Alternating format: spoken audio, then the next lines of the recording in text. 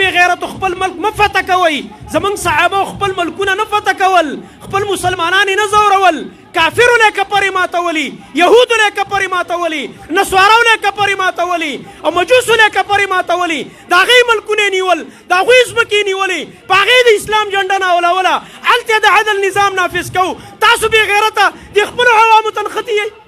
دې نه به کله اوزګارېږئ. هغه یهودو ته په سترګو کې سترګې واچوه چې ستا مسلمانانې خویندې وژني. هغه بې غیرته یهودو ته په سترګو کې سترګې واچوه چې زما نبي ورته په پوزه کې پیزوانونه اچولي وو، مردار یې کړل او سې وشړل. دا د مدینې د ځمکه یې پاکه کړله. او زمونږ عمر فاروق رضی الله عنه چې کله بیا په خیبر کې نبي علیه السلام یهودو له پناه ورکړې وه، عمر رضی الله عنه په خپل دور کې د خیبر نه وشړل. ورکېږئ وایي دا مردار، دا پلیت قوم، زه د عربو په ځمکه نه پرېږدم، ځکه د الله نبي ما ته دا وصیت کړی چې ګوره خیال کوه عمره، یو دور به راځي دې خلکو سره خو ما معاهده کړې ده، خو یو دور به راځي چې دا به تاسو له دې ځای نه وباسئ، تاسو به دا کار خامخا کوئ، ځکه دا یو پلیته نطفه ده. دا هغه د الله غضبونه چې پې شوي دي، د الله لعنتونه چې پې شوي دي، د الله دشمنان دي، دا هغه مبغوضترین قوم دی. دا په خپل منځ کې د پرېښودو قابل نه دي. الله رب العالمین قرآن کریم کې فرمایي اے بندگانو که زما شکر م ادا کړو، زما وعده دا ده نعمتونه به درله ډېر کما، په نعمتونو کې به درله برکات واچوما. او که زما ناشکري م وکړله یوازې نعمتونه درنه نه اخلمه، بلکې د نعمتونو اخستو سره سره عذاب دله در کومه، ذلیله کومم، سپکومم، او دغه رنګه د ذلت او د مسکنت او د خوارۍ ژوند به وي. زما محترم ورونو، الله موږ باندې دوه قسمه نعمتونه کړي دي. یو نعمتونه دا ظاهري د دنیا نعمتونه دي چې الله روغ بدن را کړی دی، الله را له رزق را کوي، الله سبحانه وتعالی موږ له کورونه را کړي دي، خوراک سکاک کو د الله د دې پاکې هوا او فضا نه فایده اخلو. د رب العالمین دا په ځمکه کې شټور شوي او خزانه شوي اوبه څکو. دا نعمتونه چې دي دنیوي، په دې به هم د الله شکر کوو. الله درله اولاد درکړي دي، نکاح یې درکړې ده، روزګار یې حلال درکړی دی.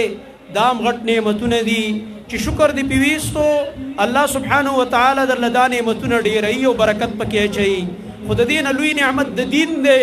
د ایمان دی، د اسلام دی. زما محترم ورونو چې د دې موږ له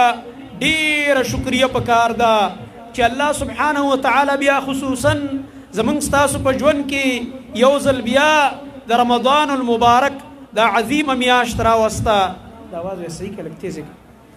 دا رمضان المبارک دا هغه عظیمه میاشت ده زما محترم ورونو چې د دې دپاره به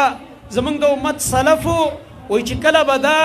تېره شوله نو نیم کال شپږ میاشتې به وروستو دا دعاګانې کولې. موږ نه خو پرون نه یېره شوه رمضان، خفه کېږو به نه، موږ نه خو پرون خپل خویونه موږ بدل کړه. د رمضان چې کوم هغه عادتونه وو هغې به شپږ میاشتې الله ته ژړل چې یا الله دغه د رمضان عبادات هم قبول که، یا الله دا چې کوم عبادات هم کړي دا راله قبول که. او باقي به چې پنځه میاشتې بیا روژې ته پاتې شوې بیا به دا دعا کوله یا الله ژوندي مو ورته وساته، یا الله موږ له دومره زندګي راکړه چې بیا د رمضان دا عبادات زمونږ نصیب شي. نو زما محترم ورونو دا عظیمه د برکاتو میاشت وه. خوش قسمته و هغه بندګان چې چا د دې روژې ونیولې، په پوره آدابو یې ونیولې، د دې د آدابو خیال یې وساتلو، او دغه رنګ د شپې قیامونه وکړل، د قرآن تلاوتونه یې وکړه، صدقات یې وکړه، او دغه رنګ د ډېرو مسکینانو د محتاجو دپاره د افطارۍ او د روژماتي پروګرامونه وکړه، د طلباو خدمتونه یې وکړه، د مسافرو خدمتونه یې وکړل، او دغه رنګ د خپلو غریبانانو رشته دارانو او د محتاجو ګاونډیانو خیال یې وساتلو. دا خوش قسمته خلک دی. او انشاء الله د دې خلکو به په دې رمضان کې د آخرت په اکاونټ کې ډېره ذخیره جمع شوي. دا به په هغه ورځ راښکاره کېږي په کومه ورځ چې موږ د قیامت په ورځ خپل د اعمالو تول او میزان ته ودرېږو، په هغه ورځ به بیا د دې پته لګېږي چې په کومه ورځ موږ په پل صراط باندې تېرېږو، په کومه ورځ موږ د رب العالمین مخې ته پیش کېږو. یوم یقوم الناس لرب العالمین، په هغه ورځ باندې چې دا خلک به رب العالمین ته پیش کېږي د هغه په دربار کې، په هغه ورځ به انشاء الله د دې اعمالو هغه اجر او د دې هغه لوی هغه عظمت او لویوالی دا به زموږ مخې ته راځي. زما محترم ورونو، الحمدلله سکالی د ډیرو نعمتونو سره سره یو لوی نعمت چې الله موږ باندې کړی و هغه دا و چې زموږ په مدرسه کې زموږ استاد محترم فضیلة الشیخ ابو محمد امین الله بشاوري حفظه الله دورې تفسیري پړاو کړه. ډیر داسې ملګري دي مجلس کې ناست دي زموږ د مسجد او د خواوشا علاقو چې هغوی د هغه طلباو خدمت وکړو د خپل وس مطابق چا په یو شکل کې چا په بل شکل کې د هغه طلباو خدمت وکړلو. رب العالمین دې ټولو له د دنیا او د آخرت بدلی ورکړي. موږ سره د هغې بدلی نشته دی. د کم رب دپاره چې دې ملګرو دا خدمت وکړو دا په سوونو طلباو اول ځل موږ باندې دومره رش راغو. اول ځل موږ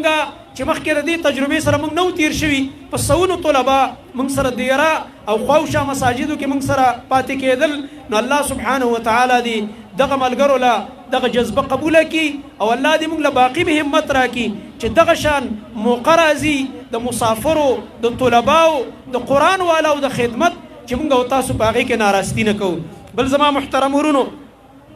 په کار موږ تاسو له دا ده د رمضان المبارک دا یو میاشت دا اصل کې د تربیت او د ټریننګ میاشت دي. ټول کال موږ باندې غفلت تیر شي چې په دې میاشت کې موږ د رب العالمین د عبادت سره عادت شو. مخکنو امتونو کې پیشمنی نه و. الله دې امت ته دا پیشمنی ورکړی. دا مخکنو امتونو کې نه و. مخکنو امتونو کې به چې څنګه ماښام به غروب وشو که چا به روژه ماته کړې وه او که به یې نه وه ماته کړې خو چې سترګې به یې پټې شوې بس د ده به بله روژه شروع شوله. پیشمني پکې نه و. الله رب العالمین دا نعمت زموږ په دې امت باندې کړی دی. دا د دې امت په خصوصیاتو کې ده چې الله سبحانه وتعالی ورته تر د فجر داخلېدو پورې د خوراک سکاک او د بیبیانو نه د فایدې اوچتولو اجازت ورکړی دی. زما محترم ورونو اصل کې دا د شپې پیشبني ته راپاڅېدل دا یوازې د خوراک دپاره نه دي بلکې دا موږ له یو عادت او خوی جوړولو چې موږ به دغه شان هره شپه د الله عبادت ته قیام اللیل ته او تهجدو ته راپاڅېږو. الله سبحانه وتعالی دې زموږ ستاسو کالو سر دا عادت په موږ کې جاري وساتي. الله دې موږ له توفیق راکړي چې موږ هره شپه د الله سبحانه وتعالی عبادت او بندګۍ ته راپاڅېږو. بل زما محترم ورونو تاسو ته پته ده هر کال دا موږ تجربه وکړله. خطبه کې ما دا خبره وکړله د جمعې چې هر کال چې کله د مسلمانانو د خوشحالۍ موقع راځي د دوی د عباداتو میاشتې رمضان او اختر را رواني د دې یهودو نسواراو د کافرو د لاسه ظلمونه وحشتونه دا په تیزېدو باندې شي. د دوی په زړونو کې الله رب العالمین قرآن کریم کې موږ ته فرمایي چې په دې خولو باندې چې د دې کومې خبرې راوځي د اسلام د دشمنۍ دا خو وړې خبرې دي او د دې په زړونو کې چې کومه دشمني ده د اسلام سره هغه ډېره لویه ده. زما محترم ورونو تاسو ګورئ په دې رمضان المبارک کې په دې ټوله روژه کې هغه د اسرائیلو یهودیان بمبارینې وکړلې په هغه ماشومانو باندې په هسپتالونو باندې او په زنانو باندې او هغې شهیدان کړه. الله سبحانه وتعالی دې په دې امت مسلمه کې دا غیرت پیدا کی پته نه لګي دا اسلحې دا ټکنالوژي نه او دا مې جهازونه دي او دا مې ټینکونه دي چې دا د چا دپاره ساتلي دي او کله کله خو به د خپل عوام ولي ای بې غیرتو خپل ملک مه فتح کوئ. زموږ صحابه خپل ملکونه نه فتح کول خپل مسلمانان یې نه ځورول. کافرو له کپرې ماتولي یهودو له کپرې ماتولي نسوارو له کپرې ماتولي او مجوسو له کپرې ماتولي د هغې ملکونه یې نیول د هغوی ځمکې یې نیولې په هغې د اسلام جنډه ناولوله هلته د عدل نظام نافذ کوو. تاسو بې غیرته د خپلو عوامو ته نښتي یئ دې نه به کله وزګارېږئ. هغه یهودو ته په سترګو کې سترګې واچوه چې ستا مسلمانانې خویندې وژني. هغه بې غیرته یهودو ته په سترګو کې سترګې واچوه چې زما نبي ورته په پوزه کې پیزوانونه اچولي وو مردار یې کړل او سې وشړل. دا د مدینې د ځمکې اتفاقه کړله او زمونږ عمر فاروق رضی الله عنه چې کله بیا په خیبر کې نبی علیه السلام یهودو له پناه ورکړې وه عمر رضی الله عنه په خپل دور کې د خیبر نه وشړل. ورکېږئ وایي دا مردار دا پلیت قوم زه د عربو په ځمکه نه پرېږدم ځکه د الله نبي ما ته دا وصیت کړی چې ګوره خیال کوه عمره یو دور به راځي دې خلکو سره خو ما معاهده کړې ده خو یو دور به راځي چې دا به تاسو له دې ځای نه وباسئ تاسو به دا کار خامخا کوئ ځکه دا یو پلیته نطفه ده دا هغه د الله غضبونه چې پې شوي دي د الله لعنتونه چې پې شوي دي د الله دشمنان دي دا هغه مبغوضترین قوم دی دا په خپل منځ کې د پرېښودو قابل نه دي. عمر رضی الله عنه وشړل لاړل شام او یو طرف ته او بل طرف ته. هغه زمونږ د امت اسلافو خو دوی ته سبقونه ښودلي نن هغوی را لګېږي یو موټی خلک دی ټول د پېښور عمره نه دي او خوا او شاته ټول مسلمانان تاو دي او هېڅوک غږ نشي کولی او تش به کښېني او مجلس به جوړ شي او قراردادونه پاس کېږي کله په اقوام متحده کې اقوام متحده خو د کفر ټانګه ده اقوام متحده خو د کفر ټانګه ده د هغې واګې د کافرو سره دي اقوام متحده ته ته وایې ماله انصاف راکړه هغې ته ته وایې زما د دې ظالم نه خلاص کړه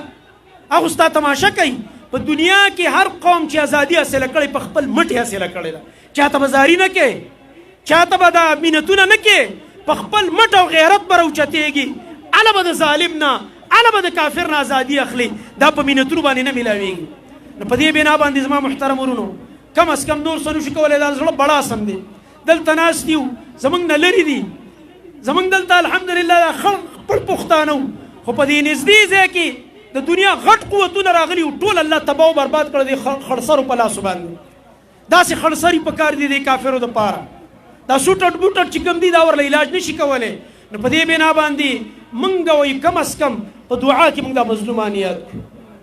کم از کم الله به رانه دا تپوس کوي چې دعا مو ورته کړې وه که نه مو کړې نو چې دعا خو ورته بله خبره زما محترم ورونه اخري دا دوه خبرې کوم بله خبره هغه دا ده چې په دې ملک کې د بدامنۍ یو لهر دی کله نه چې دلته د امریکې ناپاک او پلیت قدمونه دې خطې ته را داخل شوي دي د هغې نه بعد مسلسل د بدامنۍ یو لهر دی یو چپه لانۍ تېره شوي او بله راشي بله لانۍ ختمه شوي د هغې نه خطرناکه بله راشي اوس چې کوم لهر شروع دی تاسو ته پته ده دا د اوس نه دی په دې پاکستان کې په دې ملک کې د ټولو نه اول چې کوم عالم شهید شوی دی په بم دماکه کې هغه زمونږ د اهل حدیثو عالم و په لاهور کې په 1987 کې 23 مارچ او هلته د هغه جلسه وه علامه احسان الهي ظهیر شهید ان شاء الله تعالی او هغه ته بم کېښودو او هغه شهید کو دا هغه اهل حدیث عالم د شهادت نه دا سلسله را روانه ده دی وخت پورې زمونږ د سونه علما هغه شهیدان شوي دي او یوازې اهل حدیث نه اهل حدیثو نه علاوه د نورو مسلکونو علمام وخت په وخت یا په بمونو کې یا ټارګټ کلینګ کې هغه شهیدان شوي دي تر نن تاریخ پورې د دې پته ونه لګېدله چې د دې تر شا د چا لاس دی یوازې خو په دې کار نه کېږي که نه چېرې په دې ملک کې زمونږ ایجنسیانې دي او کار کوي نو کار چې کوي نو د کار خو ریزلټ دي که نه پته خو ولګي دا کار چا وکړي نو په دې بنا باندې اوس هم دا لهر دی ډېر علما کرام دا په دې کې لاړه عالم که د هر مسلک سره زمونږ به سره په یو مسله کې اختلاف وي په دوو کې به وي په لسو مسلو کې به مو سره اختلاف وي په شلو کې به مو سره اختلاف وي په سلو کې به مو سره اختلاف وي دا وي دا اختلافات وي د اختلاف معنا دا نه ده چې ګینې دا کار د علما کوي یاد ساتئ واورئ کلاو دا سوشل میډیا لګېدلې ده هېڅ کله څوک دا ثبوت نشي پیش کولی چې د یو مدرسې یو عالم یو استاذ یو شیخ یو مفتی چاله دوه ګوتې پاڼه ورکړي چې ورشه او د دې بل مسلک د عالم دا قتل کوي یا د قتل جایز دی دا هېڅوک نه کوي علما دا کار نه کوي دې پسې چې شاته چا لاس دی شاته کم خلک دی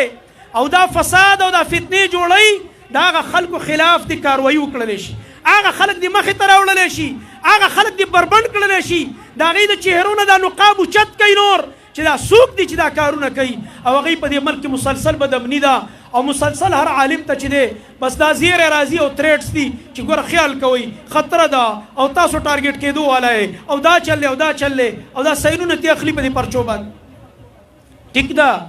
موږ به ستاسو دومره حده پورې شکریه هم ادا کړو یو مولوي صاحب ویل یاره دا هم ښه کوي چې موږ ته دومره اطلاع راکوي چې یاره ګوره تاسو ته خطره ده نو مالکه دې اطلاع راکوي که نه راکوي موږ ته پته چې خطره ده ټولو علماو ته دا مونږ یینو نه دا څه کېږي لګیا خو کم از کم چې دا زیری راوړي نو د دې باوجود دا کار هم پکار دی چې د هغه عناصرو خلاف مکمل منظم کاروایي وشي څوک دي چې هغوی لګیا د علما دا په شهادت باندې رسوي او د عالم سوا د دې نه چې د امت خیرخوا دی د دې نه غیر د هغه بل کار نشته دی عالم خو د چا سره بد کولی په زړه کې نه راځي ښه ورته رسوي او خیر د خیر کار ورسره کوي خو بد یې په زړه کې نه راځي او ټیک ده په یو مسله کې به خطا کېږي کله به عقیده ګډوډوي په عقیده کې به خطا وي هغې باندې به موږ علمي رد کوو هغې باندې به د دلیل رد کوو چې یاره دا مولوي صاحب دی خو دا مسئله خطا ده کنزل نه کوو سپکاوی به نه کوو بېعزتي نه کوو خو په غلطه خبره به رد کوو غلط د پخوا نه را روان دی ټولو علماو کړی په هر دور کې یو عالم د بل وایي چې هلکه د دا خبره کمزورې ده بل وایي د دې بل دا خبره کمزورې ده د ادب په چوکاټ کې خبرې دي خو زما محترم ورونو یاد ساتئ چې دا کوم لهر روان دی د دې وروستو نتیجه هغه به ګوره بیا ډېره خطرناکه وي ځکه په کومه ځمکه باندې چې الله والا د الله اولیاء او امام شافعي رحمت الله علیه فرمایي دا علما د الله اولیاء دي چې کله دوی محفوظ نه وي په هغه ځمکه هېڅکله امن او خیر او برکت نشي راتللی بلکې د الله عذابونه به راځي ځکه د الله نبی فرمایي من عاد الله د الله تعالی نه نقل کوي چې الله تعالی فرمایي من عاد لي وليا فقد آذنته بالحرب چا چې زما د یو دوست سره دشمني وکړله الله رب العالمین فرمایي زه ورسره د جنگ اعلان کوم دا علما دا د الله سبحانه وتعالی اولیاء او دوستان دي امام شافعي وایي که علما د الله اولیاء نشي بیا هېڅوک ولی نشته د الله ولی بیا په ځمکه نشته دا علما د الله اولیاء دي او د الله د اولیاء سره چې څوک دشمني کوي الله رب العالمین سره د جنگ اعلان کوي نو چې الله د سره د جنگ اعلان وکړو والله که یو طاقت تم به بچ کړي د الله د عذاب سره به مخامخ د الله رب العالمین د لعنتونو او د غضب سره به انسان مخامخ کیږي نو زما محترم ورونو د دې لپاره موږ دعا کوو چې الله سبحانه وتعالی یوازې دا ملک نه بلکې په ټول عالم اسلام کې دی الله سبحانه وتعالی امن و امان قائم کی او الله رب العالمین دی د حکمرانانو کې دا غیرت پیدا کی چې په دې ځمکه باندې چې د اسلام په نوم آزاده وه دلته د هغه اسلام هغه پاک قانون او هغه پاک نظام نافذ کی او بل زما محترم ورونو څنګه چې زموږ په مسجد کې ملګرو خدمتونه وکړه دا 2 میاشتې مسلسل په دې دوره تفسیر کې دغه شان په دې عیدګاه کې هر کال دا ملګري خدمت کوي د شپې نه راشي پرون مازدیګر نه ملګري دلته راځي د دې ګراوند مکمل څارنه او د دې پوره خدمت او خیال ساتل او دغه رنګ د میګانه ټوله شپه دوی دلته تېره کړې ده